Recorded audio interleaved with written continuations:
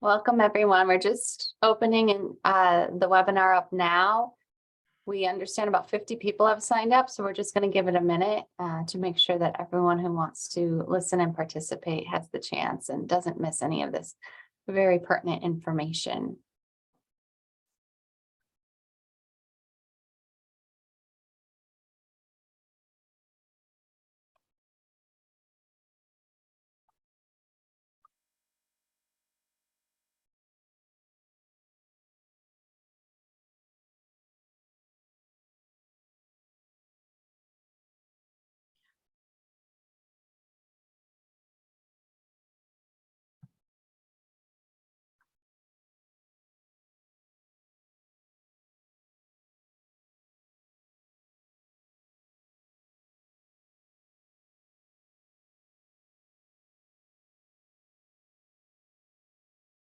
Just give it one more minute.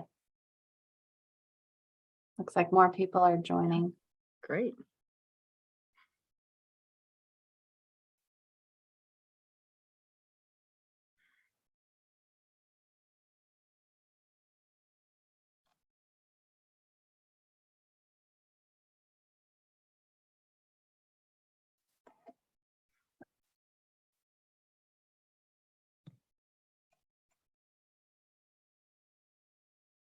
Welcome, everyone.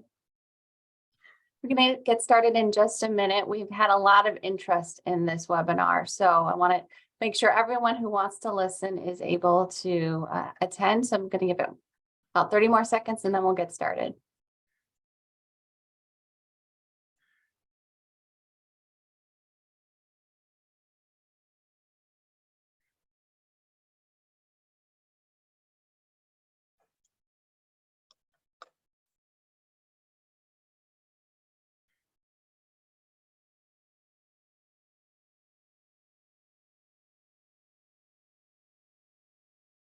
Okay, welcome to today's Better Business Bureau webinar on the MyCTSavings program. I'm Kristen Johnson, Director of Communications for Better Business Bureau serving Connecticut.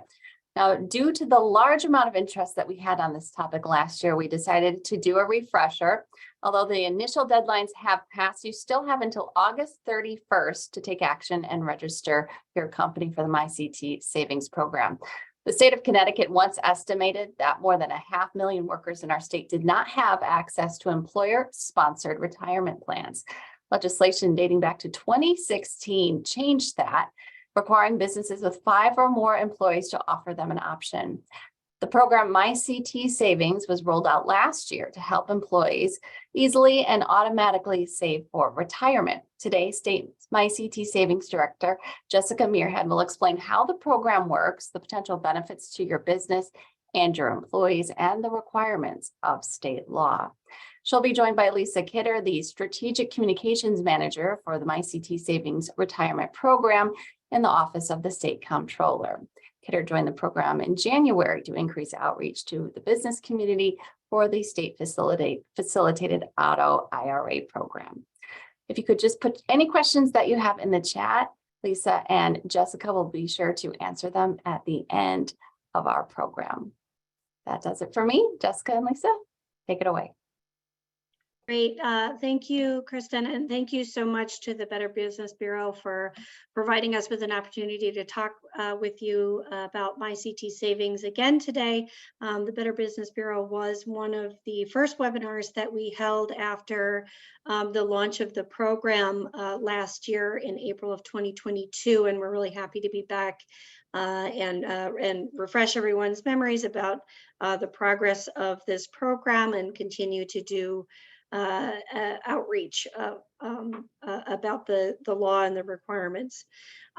So I'll just start with a little bit of background about the history of the program and why it was created by law in the first place. So, you know, in Connecticut, there's more than 600,000 private sector workers that don't have access to an employer-sponsored retirement savings plan at their workplace. And 51% of Americans have increased concerns about their retirement due to the COVID-19 pandemic impacts, and nearly 70% of Americans are concerned that they don't have enough money for retirement. Across the nation, about 40% of current retirees live off of Social Security alone, and the average benefit is something to the tune of $1,800 a month, which as you may know, is barely enough to make rent for a small apartment in most communities these days. So it is a big problem that this program was created to help address. So if your company or a company that you work with has received a notification to register for MyCTSavings in 2022 or 2023 and you haven't acted on it yet, now is the time. The deadline to register for the program has been extended to August 31st to allow businesses more time to register and get started with retirement savings for their employees. To provide a few more details about the program and how it works specifically, I'm going to pass it off to Lisa. Thanks, Jessica, and I apologize. My the screen is getting stuck on me here. This is a new trend. Let's see if I can go this way. There we go. All right. So MyCTSavings was designed to meet the law to help to connect employees with retirement savings through their paychecks. But part of the problem with getting employees connected to retirement savings through their paychecks is that not all employers can afford to offer a retirement plan. So MyCTSavings addresses some of those concerns from the employer point of view. The business is free to employers. It is simple to facilitate, just takes a few minutes per pay period, and there's no risk to the business. There's no fiduciary responsibility to the business owner and no employer matching contribution. So all a business needs to do is facilitate the program and keep their employee records up to date. So at its core, the program works well because it links employees to a Roth IRA savings account directly through their paycheck and allows them to meet their financial goals and set themselves up for a more secure retirement in the future. In terms of eligibility, the employers who are required to participate currently do not offer a retirement plan. They have more than 5 employees as of October of last year, and at least 5 of those employees were paid $5,000 or more in taxable wages last year. The program includes full-time and part-time employees. And all employees need to be automatically enrolled in the program when the employer enrolls, and then the employees have the opportunity to opt out if they would like. I also want to mention, this is new from last year. We do now offer an individual enrollment program. So if you or someone you know is an entrepreneur or solopreneur or has fewer than 5 employees, they can sign up for the program now as individuals. So now all of those people who are gig workers or own their own businesses can now participate in the plan, and there is a new link on the website to show that. So if you enroll in the program, you need to enter in all of your employees, full and part-time, regardless of how much they make, and they have to be working for you for 120 days right now and employed in the state of Connecticut. So if your business is based in Massachusetts, but you have employees working at a location in Connecticut, then you need to participate in this plan.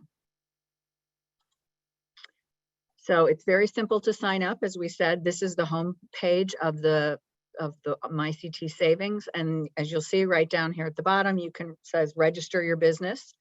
So that's all you need to do. You'll go in there with the code that you received in your notification letter from the state and click on that and then follow the setup procedures. So the registration process, you go to the MyCTSavings website I just showed you. You upload your payroll information for all employees into the portal. And then we ask, at that point, when you go in, we're going to ask for specific information, only what we need to open up a Roth IRA. So it's your the basic information that would be used by anyone to open up a savings account. The accounts are owned by the individuals. They belong to the employees. And the online portal is professionally managed by the program's administrator, which is Vestwell State Savings and the Bank of New York Mellon. And those contract administrators are supervised by Jessica and myself and the team at the Office of the State Comptroller. The third thing you need to do is keep your staff lists up to date and report your employees' contributions on during your payroll schedule. We do offer payroll integration for a number of different programs. You can see them listed there on the side of the slide. And we have actually, Gusto was just recently added, and I believe they're continuing to pilot other online payroll programs, again, to help make it easier for businesses to work with the program. If they've got a payroll provider, it can be integrated into that program and make it easier on you. So in terms of your employees, here's what it looks like from their side. Once a business owner has registered all their employees, MyCTSavings will reach out and contact those employees. Again, we want to make sure you understand that the employees are in control of the plan, and they can do, they have the option to, at this point, once they've been enrolled, they can opt out if they want, if that's what they'd like to do. About 20% of the people who are enrolled do opt out. Ours is a little bit lower than that, but in general, that's what the general opt-out rate is. The other option they have is to do nothing, which is a simple way to save, and then automatically 3% of their paycheck will start going into the Roth IRA each payroll period, whatever your payroll cycle is. This goes into a diversified targeted fund and stays at that unless the employee makes a change. The third option is they can log into the MyCTSavings portal and they can customize their saving choices, either to raise or lower that percentage rate and save as much as they want up to the limit, which I think is like $6,500 or $6,000 or $6,500 if you're under 50, and $7,000 or $7,500 if you're over 50. But if you want to log in and customize your choices, including a variety of different investment mixes. The employees also have access to online tools. There's a dedicated customer service number for the employers as well as employees. And the information on the website is available both in English and Spanish. Their accounts are portable. If they leave one company, they can and go to another. The account goes with them, either to that employer, or they can set up automatic withdrawals from their own bank account if they'd like. And if someone decides to opt out, they are also they can opt back in at any point. So if you are an employer and you already offer a retirement program, a qualified program like an 401k, 403b, 403a, a SEP plan, and you've received a notification from MyCTSavings, then all you need to do is go in and to the website, click on Certify My Exemption, and you go to this page and you just enter the tax ID and your access code, and you're exempt. So the law for MyCTSavings is that an employer either needs to join MyCTSavings or provide or already offer or create a new plan for their employees. So if you have a private plan, this is how you opt out. It's very simple and straightforward. And I will hand it back to Jessica.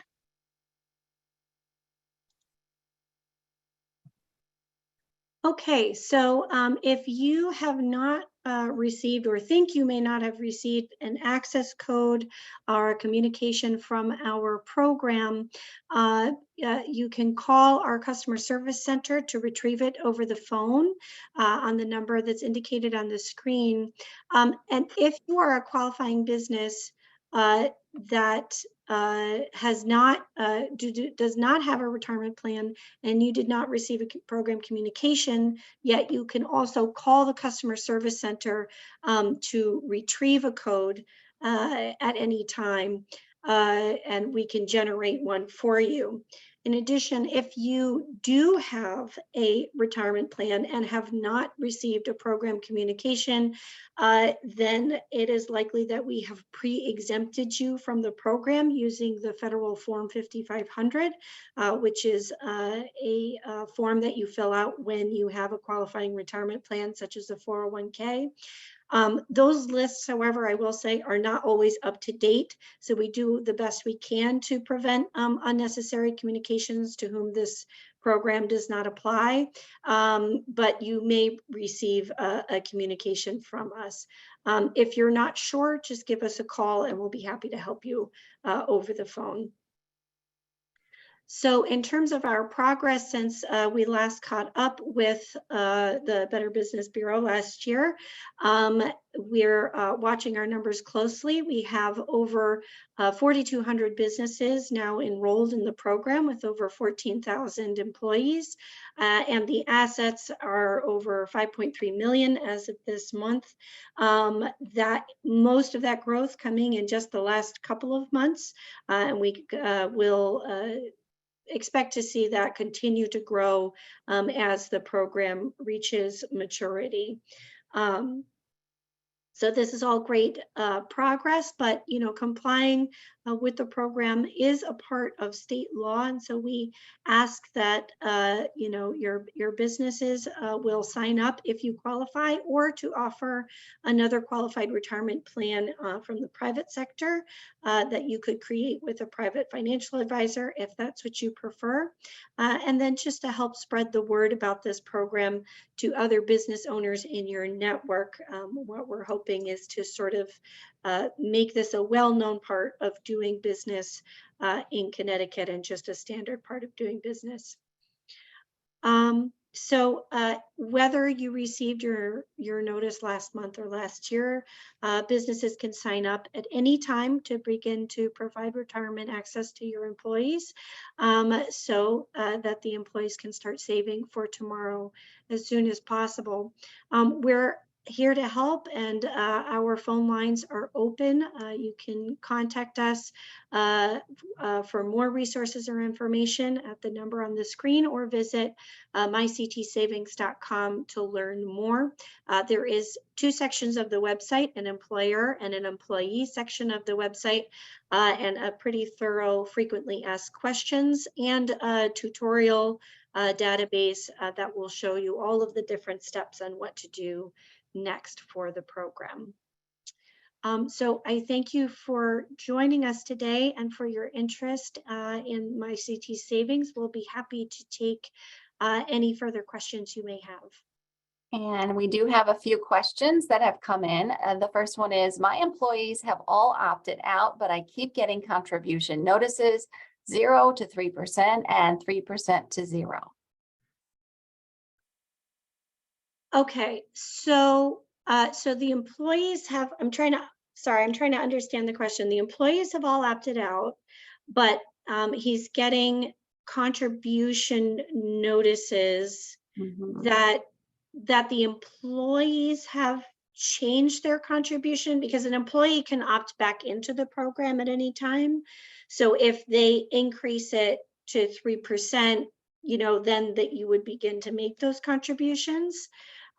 So I think I'd have to see what the notices are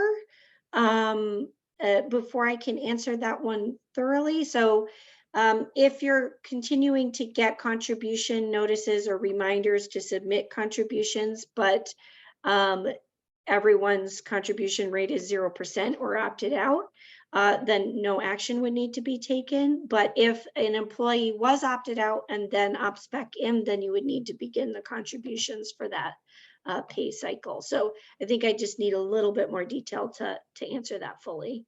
Okay, we'll see if he adds anything more. In the meantime, another question is, are the employees obligated to participate, or is it optional? So for employees, it's always optional. However, they are automatically enrolled. So once the employer uploads the employees into the system, basically at that point, the program takes over, sends communications directly to the employees, informs them of their options, and automatically enrolls them in the program. If they do nothing, then their contributions will be taken out at the standard rate, which is 3% into a target date fund based on their year of birth. And contributions would begin after the opt-out period, which is a period of 30 days.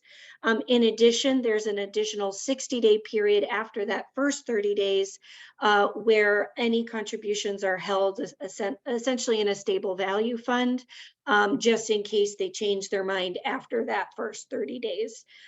After that, all of the money is then swept into the target date fund, or if they make another contribution selection to a different portfolio mix, into that fund instead. But they're not obligated to participate. They're automatically enrolled, but they can opt out or back into the program at any time. Next, we want to know, is a business owner considered an employee? Yes and no. It really depends. If you're a business owner and you take, for example, it depends on whether you're paid in taxable wages, right? So for an employee to be eligible, they have to be, to participate, they have to be over 19 years of age, and they have to be paid in taxable wages. They can't be a 1099 independent contractor employee or hired from an outside firm. They have to be paid in taxable wages. So if you as the business owner pay yourself in taxable wages, then yes, they would be considered an employee. If you as the owner simply take, like, say, an owner's draw from the profits, then those aren't taxable wages. It's a little different. You're not an employee of your own company. So it really depends on how you've set up your company and how you as the business owner pay yourself. And what if the employee is no longer employed with us? Do we have to advise MyCTSavings? Yeah, so what you would want to do is just go into your profile online, or you can, do it by calling or emailing our help desk. But you would just mark the employee as no longer working with you, and they would disappear from your reporting.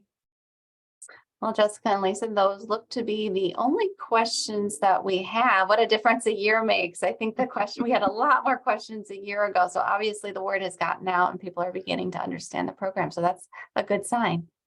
Does anyone have anything else they'd like to ask? Or Lisa or Jessica, do you have anything else you'd like to add in conclusion? I would just add that, as a business owner, if you are in contact with other businesses in your network, please share the information that you've picked up here today. Have them call us if they have questions, but let other businesses know about it. Word of mouth is very helpful, as we all know, in helping people learn about this law. So feel free to share the information and use our website. There's a lot of resources there that can be very helpful to a business owner. Jessica? Yes, and I would only just add that our phone lines are open and we have resources available.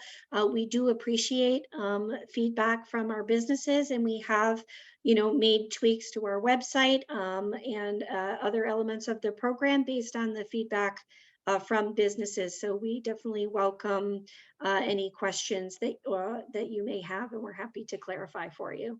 We do have a follow-up to the last question about what to do if an employee is no longer employed with us. What type of file is uploaded from payroll? Excel? Oh, okay. So actually our system is able to read multiple types of files. So however you download, whatever the easiest way is for you to download your information from your payroll system. So if that's a PDF report, an Excel file report, the system will actually take multiple kinds of of files and be able to read it. And then you'll just sort of match up the columns to make sure that it's correct. But basically, it's not like we give you a specific type of Excel file that then you have to fill out exactly as the program has it. We'll take whatever you have, and the financial technology that's associated with the employer reporting portal can read most file types. Okay, we have another question. A SMLLC owner, so not an employee nor an employer, just a sole proprietor, can enroll herself as an individual? Yes, we do actually have a self-enrollment available at this time. So a sole proprietor, if they were interested in participating in the program, on the employee side of the website, on the saver side of the website, there is a portal for you to create your own account and start participating in the program as an individual.